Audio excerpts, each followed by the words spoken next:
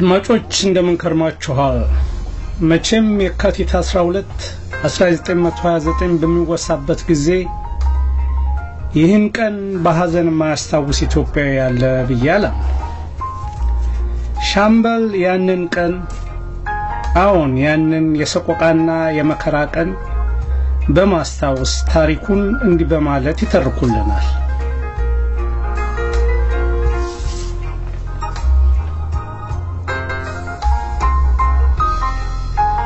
አንድ ቀን የተኩስ ድምጽ ሰማን።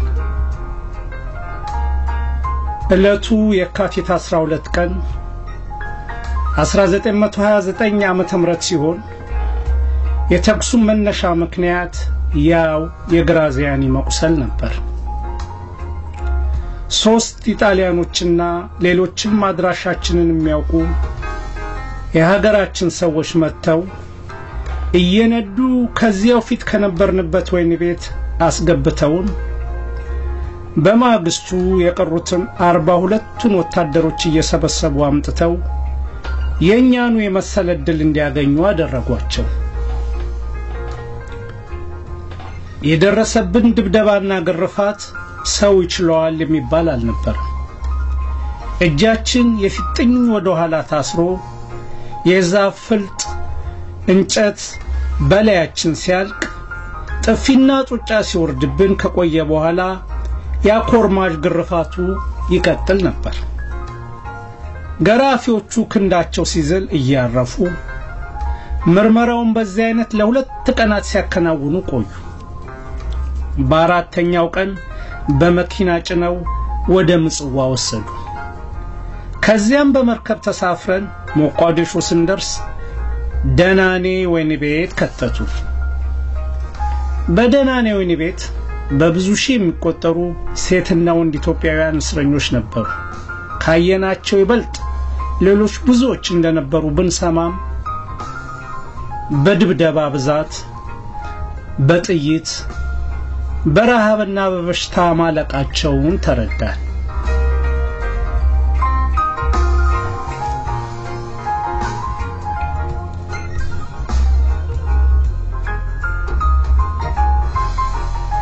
እኛም ወደዛው የተወሰድነው ለዚሁ መከራ ነበርና ዱላውና ግርፋቱ ይወርድብን ጀመር። 18ቱን የገነት ልጆች ግን ከመካከላችን መርጠው ረሃብና መጎሳቆል ባደከመው ጉልበታቸው የራሳቸው መቀበሪያ ጉድጓድ ካስቆፈሯቸው በኋላ ከዚያው ጉድጓድ ውስጥ እያቆሙ በጥይት ፈሽተው አፈር መለሱባቸው።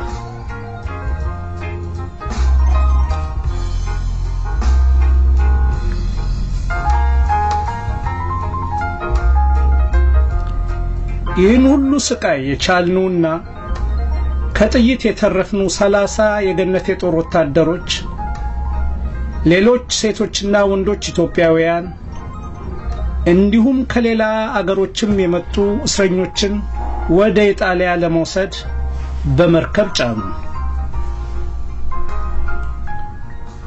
የመርከቡ ጉዞ ኮይኒ ቤቱ ከነበርንበት ሁኔታ የተሻለ አልነበረም።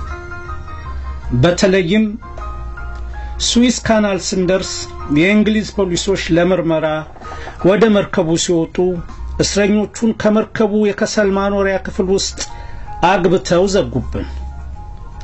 የእሳቱ ግለት፣ የፀሐዩ ሙቀት፣ የአየሩ በጢስ መታፈን መፈጠርን የሚያስጠላ ነበር።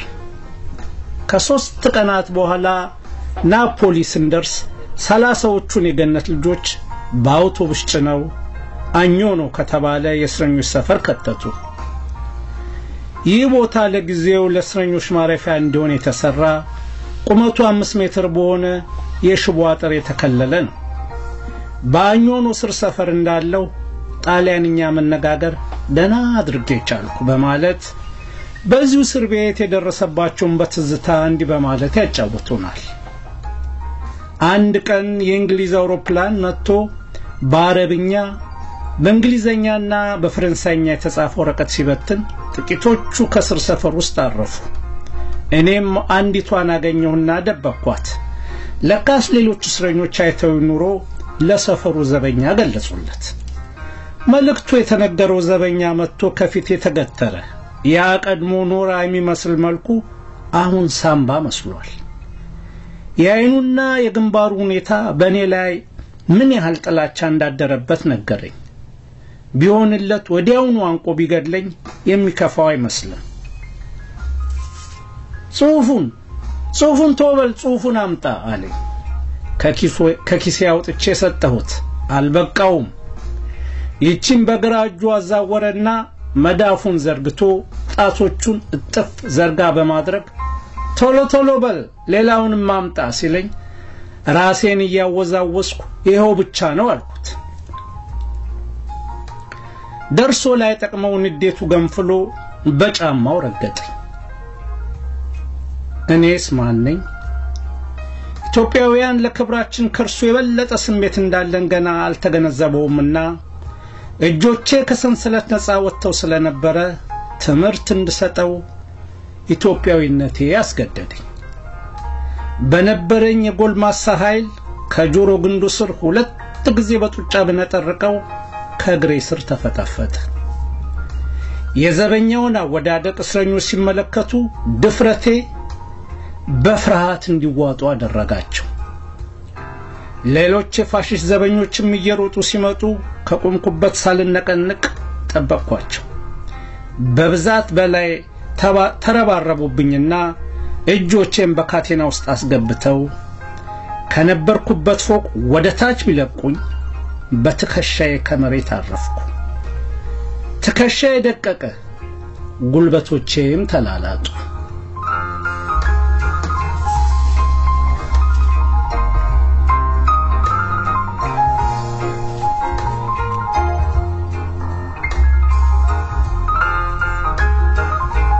በዚያ አደጋ የደረሰብኝ የቁስል ጠባሳ እስከዛሬ ስመለከት ህሊናዬ በሐዘንና በትካዜ ሲመሰጥ፣ በሌላ በኩል ደግሞ በኢትዮጵያዊነቴ ኮራል። ይህን የመሰለ ጉዳት ከደረሰብኝ በኋላ ታዝኖልኝ ሕክምና የሚደረግልኝ መስሎኝ ነበር። ግን እንዲያውም ያለሁበት የስር ሰፈር እንዲለወጥና በጠበቀ ስርዓት እንቀጣ ስለተወሰነ ቀኑን በማላስታውሰው ወደ ናፖሊ ቦጅሪያሌ ወህኒ ቤት ተወሰድኩ።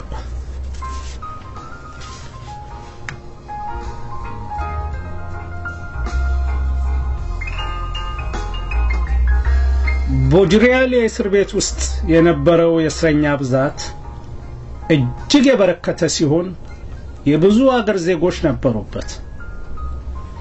የኢትዮጵያ፣ የእንግሊዝ፣ የአረብ፣ የፈረንሳይ፣ የዩጎዝላቪያና የሌላ አገር እስረኞችም ነበሩ። ከኢትዮጵያውያኑ መካከል ካሳዬ አብጤ፣ አሰፋ በለውና ካርሎስ አባ መጋል ከተባሉት ጋር ዘወትር እንገናኝ ነበር። በቦጅሪያሌ እስር ቤት ከሁሉም የማይዘነጋኝ በየቀኑ የሚወጣው የእስረኞች የሬሳ ብዛት ነበር። በቀን ብቻ እስከ 200 ያህል ሰው ይሞታል። እኔ ካለሁበት ክፍል ብቻ በቀን 2 እና 3 ሬሳ ቢወጣ ፈጣሪ ከልሎኝ እኔን ጉንፋን እንኳን አልያዘኝም ነበር። እንዳውም በአምላክ ረድኤት ሰውነቴ እየፋፋ ሄደ።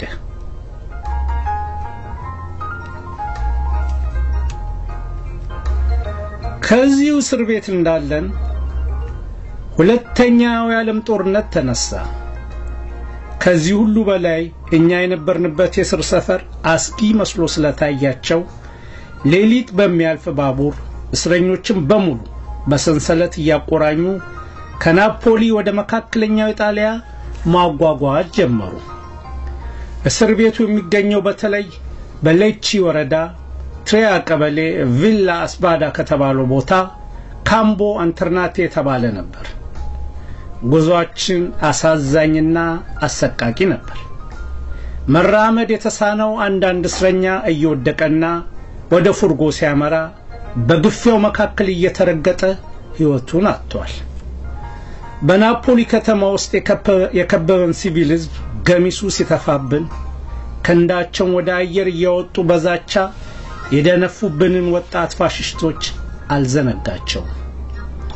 እኔም እድሜ ገና 18 ዓመት ስለነበረ ንዴት ፈጥኖ እየተሰማኝ አንድ ቀን እድል አጋጥሞኝ ከስራት ለማምለጥና ይህን ሁሉ አመጽ የሚፈጽሙብኝን ፋሽስቶች በመፍጀት ብድሬን ለመመለስ መመኘት እንጂ ለዚህ ዓለም ኑሮ አምሮት አልነበረኝም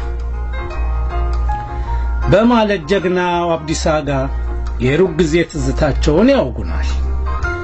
አድማጮች ተከታዩን ክፍል በሚቀጥለው ሳምንት ይዤ የምቀርበውን ያስታወቅኩኝ እስከዛው ያሰንብትልኝ በማለት የዛሬውን ፕሮግራሜን እዚህ ላይ ያበቃለሁ። አክባሪያችሁ ደበበ